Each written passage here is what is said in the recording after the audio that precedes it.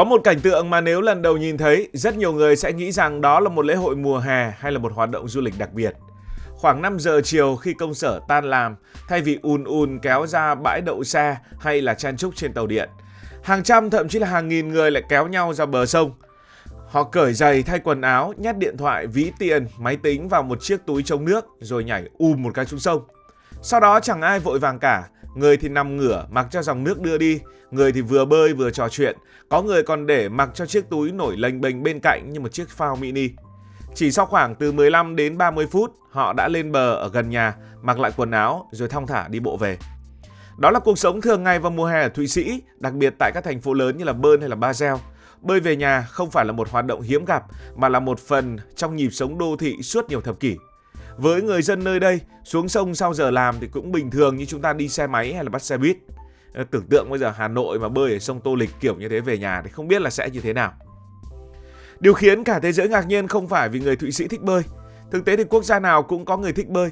Điều đặc biệt nằm ở chỗ, họ có đủ sự tự tin để sử dụng ngay dòng sông chảy giữa trung tâm thành phố để làm phương tiện giao thông. Muốn làm được điều này, không chỉ cần một con sông sạch mà còn cần cả một hệ thống quy hoạch đô thị, công nghệ xử lý nước, luật lệ an toàn và ý thức cộng đồng được xây dựng suốt hàng chục năm. Nói cách khác, cái cảnh tượng hàng nghìn người tan làm rồi nhảy xuống sông không phải là kết quả của may rủi. Đó là thành quả của một quốc gia đã dành nhiều thập kỷ để biến dòng sông từ nơi tiếp nhận nước thải trở thành một con đường của cả thành phố. Hãy nói về dòng sông. Nếu đến Bern hay là Basel vào một mùa hè có nhiệt độ khoảng trên dưới 30 độ C, bạn sẽ thấy khung cảnh đó là dòng nước màu xanh uốn cong ôm lấy khu phố cổ. Hai bên bờ là những công viên xanh mướt, bãi cỏ, cầu đá và hàng trăm người đang nằm phơi nắng. Nhưng điều thú vị chính là cảnh tượng chúng ta đã mô tả từ đầu. Những nhân viên văn phòng vừa tan sở không vội về nhà bằng ô tô. Họ thay đồ bơi và lấy từ ba lô ra một túi chống nước hình con cá rất nổi tiếng. Chiếc túi này sẽ được nói chi tiết ở phần sau của câu chuyện. Sau đó họ ôm chiếc túi, bước xuống sông rồi để mặc dòng nước đưa mình đi. Cũng chẳng cần phải cố sức bơi liên tục làm gì. Phần lớn mọi người chỉ thỉnh thoảng quạt tay đổi hướng hoặc tránh người khác. Có người tranh thủ ngắm phố cổ, có người thì nhìn đàn thiên nga bơi sát bên, có người vừa trôi vừa cười nói với bạn bè. Cả hành trình đi làm căng thẳng dường như được xóa tan chỉ sau vài phút. Thực tế là dòng nước đã làm gần như toàn bộ công việc. Người bơi chỉ cần lựa chọn đúng điểm xuống và đúng điểm lên. Khi đến gần khu dân cư của mình, họ bám vào cầu thang hoặc tay vịn được xây sẵn dọc bờ sông rồi bước lên, lau khô người và tiếp tục đi bộ vài phút là về đến nhà. Thì cái điều này khiến nhiều du khách nước ngoài lần đầu chứng kiến phải ngỡ ngàng. Bởi ở phần lớn các nước, dòng sông giữa lòng thành phố thường gắn với rác thải, nước đục hoặc là giao thông đường thủy. Tức là nước không bẩn thì tàu thuyền cũng đi thôi chứ chẳng mấy ai bơi. Còn tại Thụy Sĩ, nó giống như một chiếc tàu điện miễn phí do thiên nhiên ban tặng. Không chỉ ở Bern, Basel cũng nổi tiếng với văn hóa này. Vào mùa hè, người ta cũng làm y hệt như vậy. Nhiều nhà còn cho cả trẻ con đi cùng, tất nhiên là dưới sự giám sát chặt chẽ của người lớn. Có những chú chó cũng hớn hở nhảy xuống bơi cạnh chủ. Khung cảnh ấy khiến cả dòng sông giống như một công viên nước khổng lồ giữa lòng thành phố. Điều thú vị là chẳng ai coi đây là điều xa xỉ. Với người Thụy Sĩ, đó đơn giản chỉ là một lựa chọn di chuyển khác. Nếu trời lạnh thì tất nhiên họ không nhảy xuống sông, họ đi xe đạp hoặc tàu điện. Nếu trời nóng thì họ sẽ nhảy xuống sông, y như là chúng ta tắm sông ở quê ngày xưa. Và tất nhiên, cái gì cũng có luật lệ của nó. Nếu chỉ xem vài đoạn video trên mạng xã hội, rất nhiều người sẽ nghĩ rằng ở Thụy Sĩ ai thích nhảy thì cứ nhảy, muốn bơi thế nào cũng được. Thực tế thì hoàn toàn ngược lại. Muốn có một dòng sông mà hàng nghìn người cùng sử dụng mỗi ngày nhưng vẫn an toàn, điều quan trọng nhất không phải là nước sạch mà là mọi người đều phải tuân thủ luật chơi. Và có thể nói vui rằng dưới mặt nước ở Thụy Sĩ cũng tồn tại một luật giao thông giống như đi trên bộ. Ví dụ, không phải đoạn sông nào cũng được phép bơi. Trước khi xuống nước, người dân đều biết rõ mình đang ở khu vực nào, dòng nước chảy mạnh hay là yếu, phía trước có đập nước hay không, điểm lên bờ gần nhất ở đâu, nếu không thì toang ngay. Tại thành phố Bern chẳng hạn, có những đoạn sông được coi là thiên đường để bơi, nhưng cũng có những khu vực cấm tuyệt đối vì phía trước xây đập thủy điện, xoáy nước hoặc là công trình điều tiết dòng chảy. Nếu cố tình bơi qua, người ta có thể bị dòng nước hút xuống dưới với lực rất mạnh.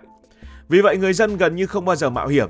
Điều này khác hẳn với tâm lý ở nhiều nơi khác, cứ thấy nước là nhảy xuống hoặc là mình biết bơi rồi chắc chẳng sao đâu. Ở Thụy Sĩ, biết bơi mới chỉ là điều kiện cần đầu tiên, điều quan trọng hơn là phải hiểu con sông. Luật giao thông dưới nước Thụy Sĩ sẽ vận hành như thế này. Khi bơi, mọi người thường giữ về một phía của dòng nước để tránh va chạm với xuồng kayak, thuyền cứu hộ hoặc các phương tiện nhỏ hoạt động ở trên sông. Khoảng cách giữa những người bơi cũng luôn luôn được giữ vừa phải. Nếu chuẩn bị nhảy từ cầu hoặc từ bậc cao xuống nước, họ sẽ nhìn ngược dòng nước, không phải để ngắm cảnh mà để kiểm tra xem có ai đang trôi tới hay không. Chỉ cần một cú nhảy bất cẩn cũng có thể khiến người phía dưới bị va chạm rất mạnh. Và điều thú vị là họ không cần cảnh sát đường thủy, tất cả đều theo một ý thức chung. Đó chính là điểm khác biệt giữa văn hóa được phép và văn hóa tự giác. Ở nhiều nơi, người ta làm đúng vì sợ phạt. Còn ở Thụy Sĩ, rất nhiều người làm đúng vì họ thấy điều đó là điều hiển nhiên và nên làm. Bây giờ hãy nói về chiếc túi. Chiếc túi được gọi là Wicked Fish. Ban đầu nhiều du khách tưởng đây là những món đồ lưu niệm, nhưng thực ra nó là một phần không thể thiếu trong những cuộc đi về nhà bằng dòng sông. Chiếc túi này được làm bằng vật liệu chống nước rất bền. Sau khi cuộn kín miệng túi nhiều vòng, không khí bị giữ lại bên trong sẽ giúp nó nổi ở trên mặt nước. Nhờ vậy, quần áo, ví tiền, điện thoại, chìa khóa xe hay cả máy tính xách tay đều được giữ khô hoàn toàn. Đồng thời chiếc túi cũng hoạt động như một chiếc phao nhỏ, giúp người bơi nổi dễ dàng khi cần nghỉ. Đây là một phát minh rất đơn giản nhưng cực kỳ thông minh. Nó cho thấy người Thụy Sĩ không chỉ nghĩ đến chuyện làm sạch dòng sông mà còn nghĩ đến từng chi tiết nhỏ để biến việc bơi thành một phần của cuộc sống hàng ngày. Chính vì thế, chiếc túi con cá này ngày nay đã trở thành một biểu tượng văn hóa của những thành phố như là Bern hay là Basel. Nhiều du khách còn mua về làm quà sau khi trải nghiệm cảm giác đi bằng tàu điện, về nhà bằng dòng sông của người Thụy Sĩ. Bây giờ thì hãy nói chi tiết hơn về dòng sông, nó sạch đến mức nào. Nhiều người nghĩ rằng sông ở Thụy Sĩ sạch đơn giản vì nước chảy từ núi Alper xuống phủ đầy tuyết nên nó rất là sạch. Điều đó cũng đúng nhưng mà chỉ đúng một phần. Nguồn nước đầu nguồn quả thực rất tinh khiết. Nhưng nếu các thành phố cứ xả nước trực tiếp xuống sông như ở đâu đó thì chỉ sau vài năm, những dòng sông ấy cũng sẽ ô nhiễm như ở bất kỳ nơi nào trên thế giới thôi. Thực tế là Thụy Sĩ ngày xưa cũng ô nhiễm và khoảng giữa thế kỷ 20, Thụy Sĩ cũng từng đối mặt với tình trạng ô nhiễm khi quá trình công nghiệp hóa và đô thị hóa khiến chất lượng nước ở nhiều con sông suy giảm. Chính từ bài học đó, họ đã quyết định đầu tư rất lớn cho môi trường. Trong nhiều thập kỷ, họ xây dựng hàng trăm nhà máy xử lý nước thải hiện đại, tách riêng hoàn toàn hệ thống nước mưa và nước thải sinh hoạt, đồng thời yêu cầu gần như toàn bộ nước thải phải được xử lý đạt tiêu chuẩn trước khi quay trở lại sông hồ. Đến nay, hầu hết người dân Thụy Sĩ đều được kết nối với hệ thống xử lý nước thải tiên tiến. Thậm chí nhiều nhà máy còn có khả năng loại bỏ cả dư lượng thuốc, mỹ phẩm và các chất ô nhiễm siêu nhỏ mà mắt thường không thể nhìn thấy. Nhưng mà công nghệ làm sạch cũng chỉ là một phần. Điều khiến nhiều người đánh giá cao ở đây đó là ý thức của người Thụy Sĩ và cách người Thụy Sĩ họ quy hoạch những cái dòng sông cũng như cảnh quan đô thị của mình. Thay vì biến con sông thành những kênh bê tông khô cứng thì hai bên bờ vẫn giữ nhiều cây xanh, công viên, bãi cỏ và hệ sinh thái tự nhiên.